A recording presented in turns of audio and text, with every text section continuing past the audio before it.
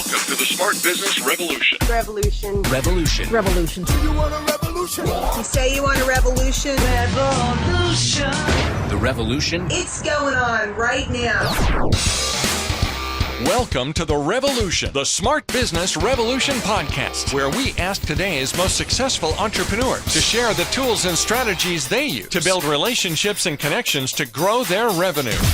Now, your host for The Revolution, John Corcoran.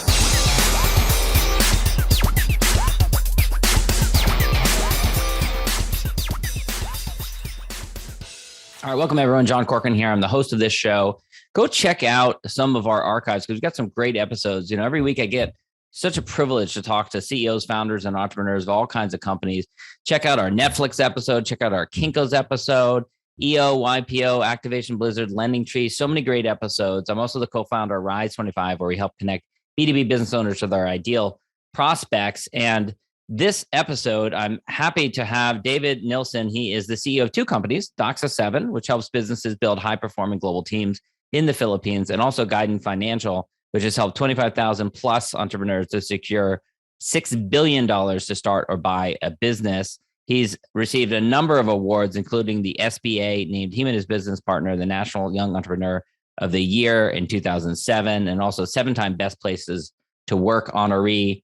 And he's an active investor, has invested in a number of different types of businesses, been very involved in Entrepreneurs Organization and YPO, author of Making the Jump into Small Business Ownership. He's a member of the EO Seattle chapter and lives in Boise, Idaho. And of course, this episode is brought to you by Rise 25, where we help B2B businesses to get clients, referrals, and strategic partnerships with Done For You podcasts and content marketing. Go to rise25media.com and you can learn all about it. All right, David, so excited to have you here today. You and I share a passion for learning, share a passion for education, share a passion for small business.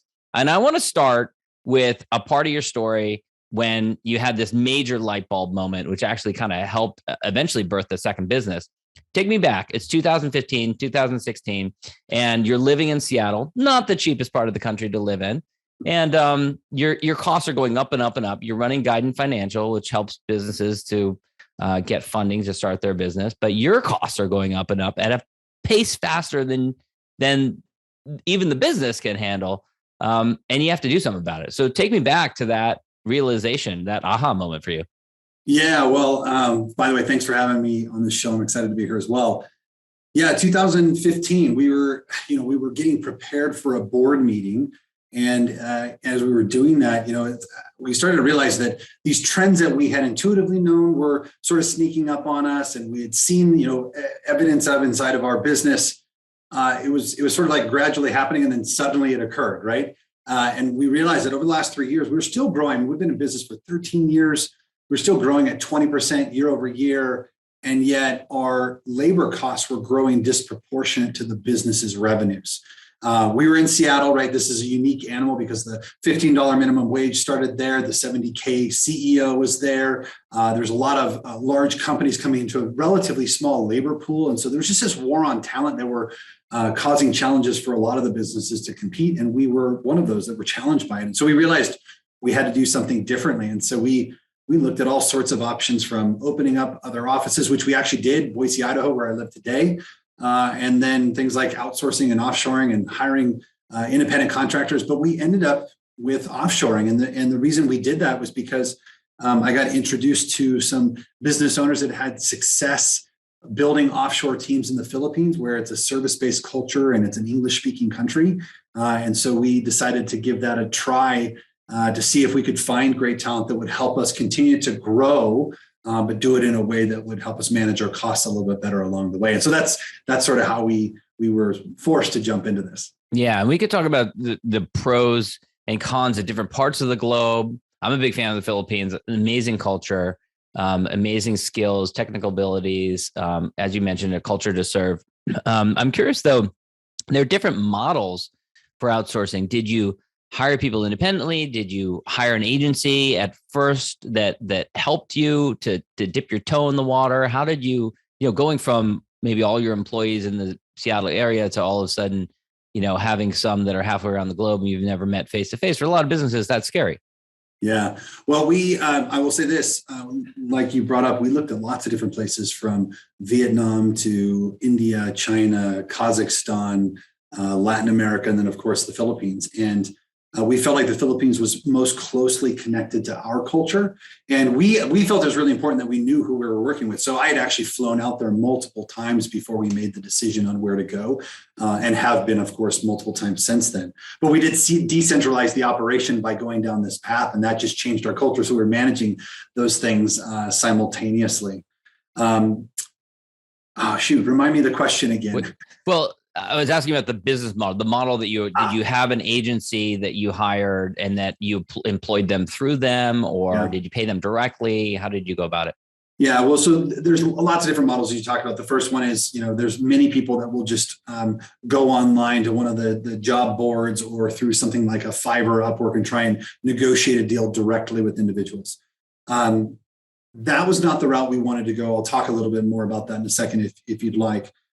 We then looked at offshoring and outsourcing. And the way that I would define the difference is outsourcing is I say, hey, I need this outcome. So I'm just going to give it to you, John, as an outsourcing firm.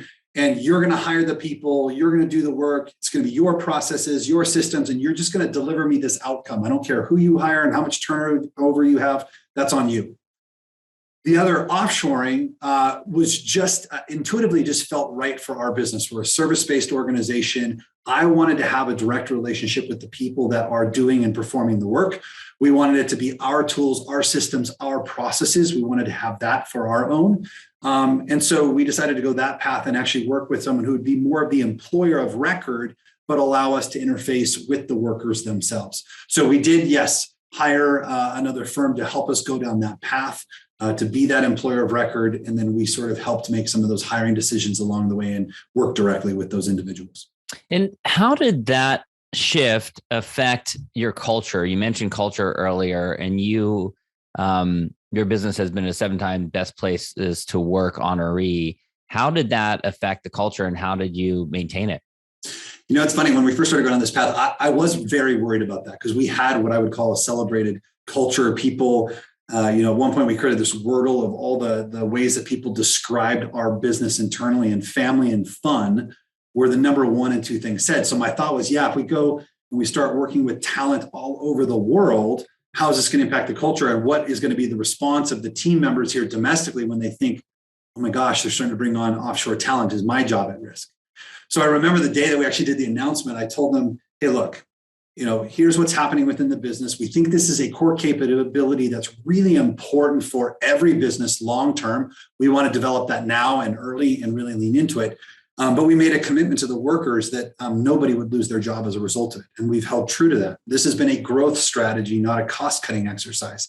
So, but what it's done, and originally when we went down this path, what I found is that in general, people think of offshoring as, let's just find the work that nobody wants to do, or I don't want to pay $20+ an hour for, and let's just send it off to this low-cost geography. What we started to do is actually move up in the value chain. So yes, we have some administrative professionals. We started to hire accountants and CPAs, even attorneys and software engineers and program managers and project managers. What I found is the further up in the value chain we went, the more value we created and more opportunity we created for our workers domestically. And I'll just give you one example to drive this home. We used to have 1 AR specialist, 2 AR specialists, and one decided they wanted to move on to a new opportunity. Instead of hiring 1 AR specialist to replace them, we ended up hiring a couple in the Philippines and made the one here domestically a supervisor. So we created 2 meaningful jobs offshore, and we helped improve, or I should say, up-level the talent onshore. And that's something that we've continued to replicate. And today, that company, Guidant, has about 200 workers across the world, and a third of them are outside of the U.S. Interesting. Talk about how Guidant formed in the first place, because you didn't intend to start basically a financial services business. You actually were looking at doing a real estate project and ran into frustration around financing it. Yeah, so I was developing real estate on the peninsula of Washington State in a town called Bremerton. They had reactivated the Navy base due to the war on terror, but they were lacking infrastructure. So we were going in, buying up raw lots, stripping off the timber, cutting out a pad, and making it available to manufactured home dealers. Well, at one point I was introduced to somebody and they were, this is my business partner, Jeremy Ames, and they were they had a real estate business that catered to helping investors find properties, not your traditional buy and sell. And at the same time, we were looking to take on more projects. And so we got together thinking there was a deal to be done. And when we sat with the real estate attorney, they suggested we look at self-directed IRAs to fund that investment. And at the time, that was a new concept to me. I didn't realize you could take retirement assets and invest it in non-standard assets like real estate. And after helping one person do that using a trust company out of San Francisco, my phone started to ring with other people who had heard we'd helped. And the next thing you know, I got people calling me saying, will you help me? Will you help me? So we realized at that point that was an interesting opportunity to take something that had generally been preserved for high net worth individuals and bring it to Main Street America. In doing so, we realized you could actually invest your retirement assets in things like a small business or a franchise. And that really lit my fire because I'm really passionate about small businesses. And so that's the business originally started around real estate, but it's actually migrated exclusively to entrepreneurship, where we help people find the capital they need to buy or start a business. And then we provide services like tax and accounting, payroll, and 401k administration. And now we serve not quite 10,000 small businesses across the US. And do you get into helping them to determine what opportunity they pursue, whether it's a franchise or starting their own business or not? We don't. We actually believe that that's their decision to make. We support them in that process. But more times than not, the clients that we're working with are either engaging with their CPA and or their attorney, and likely a business broker or a franchise coach. So they have the people helping them to think about the investment. We're helping them carry it over the finish line, and then we support them through the life cycle of that business. Got it. Now, and the second business, Doxa 7, actually kind of was an outgrowth of the pandemic, because the pandemic hit and you kind of came to a realization that there are a lot of other companies that really needed this help with staffing overseas. So talk a little bit about how that came about and how you ended up teaming up with your business partners. Right. Yeah. So as I shared, we had gone, around 2015, we started leveraging talent outside the US. And the two primary places were Vietnam, primarily engineering talent, and then the Philippines. And every time I'd go back to the Philippines, I would meet up with a friend of mine who I'd known for a long time through the Entrepreneurs Organization. We would sit down for lunch or dinner, and we'd talk about all the things happening. And then I'd share sort of the things that we were learning and how we were, instead of thinking about offshoring as administrative only, that we could actually start to develop real teams and leadership and start to scale that up in a unique and meaningful way. And then we were using robotic process automation for process mapping and task costing. And we were using remote management tools to be a more flexible employer. And he just kept saying, man, you got to turn this into a business and do this for other people, because you're doing it so differently than I've ever seen. And, he constantly saw people coming in. And so the pandemic hit. And when it hit, we realized, one, there was a significant labor shortage. Everyone I talk to today, that's the number one pain point that small businesses are feeling. Costs are rising dramatically all over the place. And this was an opportunity for us to take something that we thought we were doing, that we could add unique value to business owners. And so we decided to launch it. We packaged it up, we launched it, and now we're making it available to small business to help them build high-performing global teams in a borderless way. And it's almost like this. I'm interested in your take on this, but it's almost like this labor shortage that we have right now was something that was building and building and building, and then just like burst out of the scene. A lot of people think maybe it happened overnight, but it kind of seems like it was something that was a long time in coming. What's your take on that? Yeah, I remember a long time ago that Pascal Finette, a gentleman from Singularity University, said, everything happens gradually and then suddenly. So I think you're right. I think it's been sort of boiling or simmering there for a while, and it's just now getting the attention. But it's been harder and harder to find good talent for quite some time. I can't really tell you the underlying reasons that it's so acute today, but it is definitely a real thing. Like I said, the number one pain point that we hear, both from our small business customers in Guidant and also the companies that we serve today in Doxa 7, helping them to find talent. Yeah. Talk about your involvement with EO and YPO and what drew you to that. And I know you've been heavily involved. You actually, congratulations, just joined the global board, but you served as global learning chair for a bunch of years. What does that do for you? Yeah. I joined EO in 2005. I'm a new, I should say, new member of YPO. So I'm still sort of learning about that. But I joined EO in 2005. And for the first 2 or 3 years, I was a forum only member, which meant once a month I would go meet with the 10 people that were part of my peer-to-peer learning group. And I got great value out of that. So I didn't feel like I needed to do more. And at some point, one of our incoming chapter presidents said, hey, you should join our board. And once I did, I realized I just created another forum, another 10 people that were lifelong friends and trusted associates and people I could learn and grow with. A year later, they asked me if I would be the learning chair. And I did it, was apprehensive to do it, but I decided to just jump in with 2 feet and take it on. And what I found is that I really loved the learning. I loved curating the content. I loved creating these unique and interesting and fun experiences for the members. That was actually a gift I was giving them, but it was really giving me a lot of energy along the way. Then I got a chance to interact and meet with world-class speakers on a regular basis. And that just kind of pushed me to learn and grow even faster. For background, I actually never went to college. I went for 1 hour and realized that, coming out of high school, I got a sales job and I worked all summer. I was making good money, decided to go back to college. And I literally sat in for 1 hour and went, there's no way I have 4 more years of this left in me. So I am that entrepreneur that never went to college and has had to look at other ways to invest in their development in order for me to gain some of the insights I would have through college or business school. And so learning has just been a great outlet for me to continue to grow and develop. Yeah.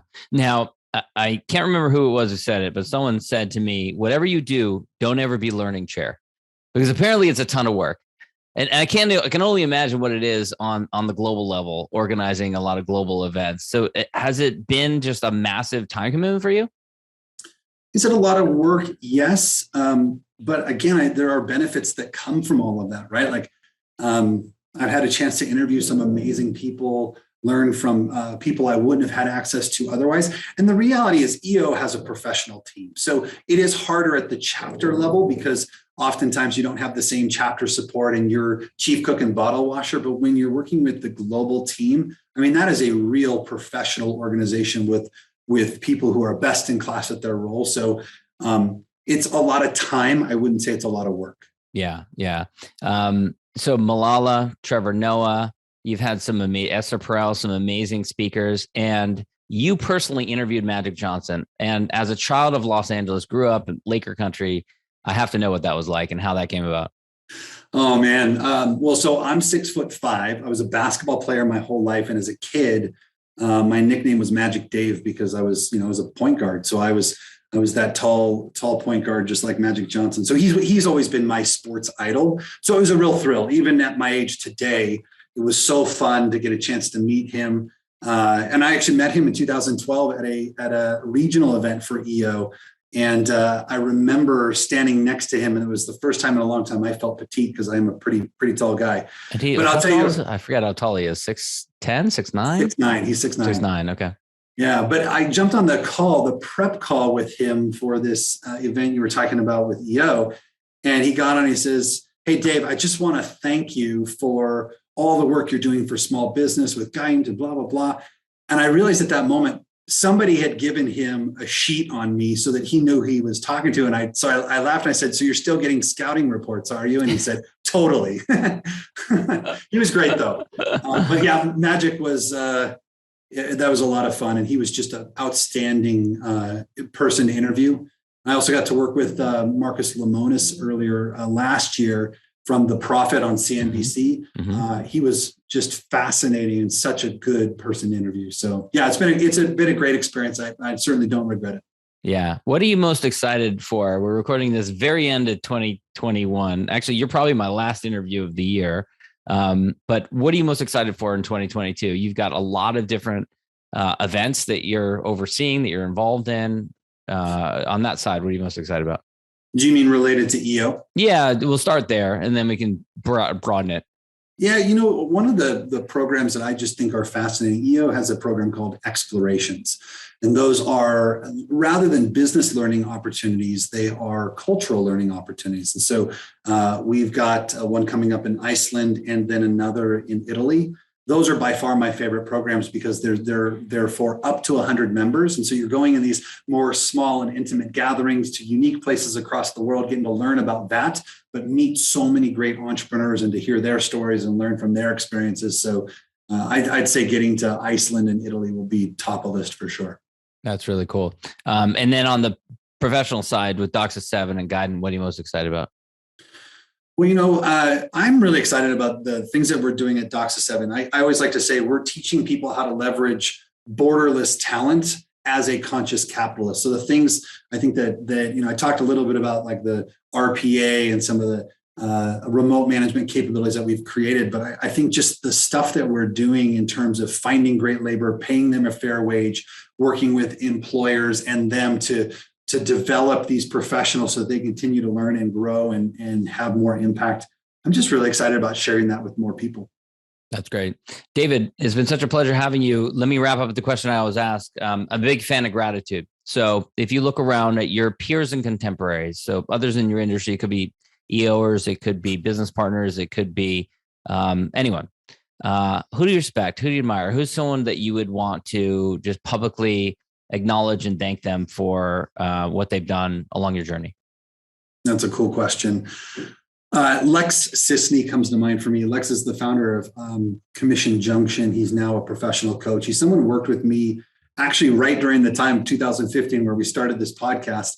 He was my coach at the time. And I think, I'm an intuitive individual. I'm somebody that uses my heart a lot more than my head in terms of how I make decisions. And I've always sort of pushed back on using frameworks because I always found them as a constraint. And actually what I think he taught me is that discipline and frameworks are actually freeing, not restrictive. And I think I've become a much better entrepreneur as a result of my interactions with him. So if I was giving gratitude, that's who comes top of mind. Yeah, that's a massive company he's built. I know them I went to college in Santa Barbara and they're a big employer there. So that's really cool.